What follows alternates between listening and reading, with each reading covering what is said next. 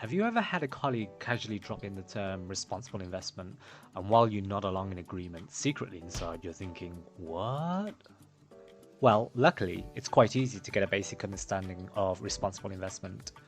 At its core, responsible investment, sometimes called sustainable investment, is an umbrella term for 5 investment approaches.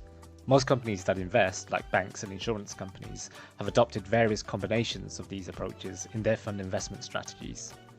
By the end of this video, you'll have a basic understanding of these 5 approaches and therefore a basic understanding of responsible investment. This will give you a good foundation to build on, or at least hold your own in a conversation with colleagues. Now, these approaches can often be referred to slightly differently across companies, but the principles underlying each are easy to understand. This is ESG Explained, where we try to deconstruct and demystify ESG for everyone. ESG screening defines specific exclusions in problematic companies or sectors from investments based on specific characteristics. For example, a fund might want to exclude investments in the tobacco industry because of the negative social effects of smoking, or exclude investments in coal power generation because of their high greenhouse gas emissions, or perhaps the weapons manufacturing sector because of the ethical considerations. This is what we call negative screening. Positive or best-in-class screening is a variation to this approach where only companies or sectors which perform well in ESG factors or provide solutions to sustainability issues are invested in. The objective of ESG screened funds are to maximize financial returns, albeit to the extent that the exclusions allow. This allows investors to put their money into funds aligned with their own minimum personal values. Traditional investment appraisal includes looking at the financial strength or creditworthiness of a potential investee company. ESG integration extends this to include, in the investment appraisal process, how financially exposed a company is to ESG factors, such as its climate or environmental risk exposure, or through poor governance. These ESG factors are considered from the perspective that they make an investment in a company less financially attractive, and so the objective of ESG integrated funds is to maximize financial returns.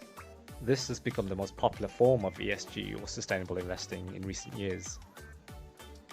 Thematic investment funds, or sometimes called ESG promoted funds, target a specific ESG objective in the overall investment portfolio. They might target funds with a higher ESG rating, for example, or aim to achieve investment portfolio carbon emissions below a certain level. The fund might target the promotion of one of the UN's SDGs or Sustainable Development Goals. So thematic investing defines a minimum ESG-related performance indicator or threshold that it can be monitored against, and the objective of thematic investment funds is to maximize financial returns alongside a defined ESG objective.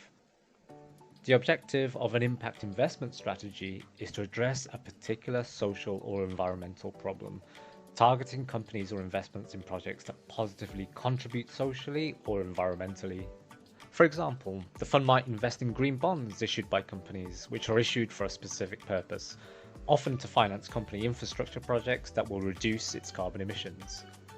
So the aim of impact investing is to maximize financial returns alongside providing a measurable positive impact on society or the environment.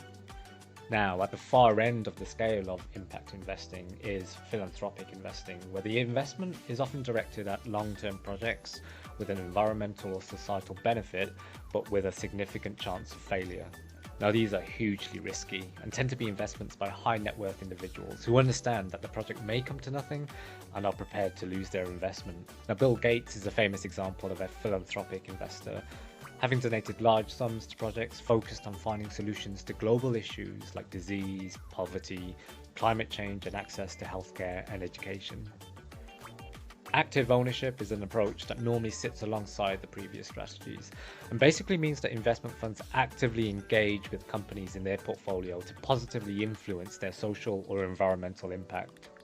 The theory is that investors can more positively influence a problematic company by staying invested in it, by using their investment as a means to influence positive change, with the threat of divesting their investment as a last resort.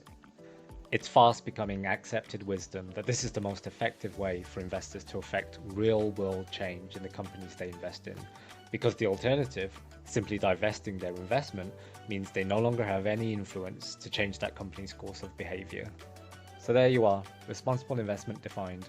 Just be aware that different organizations may use different terms to describe these approaches, and sometimes the lines between them can be quite blurred, which makes definitions quite difficult.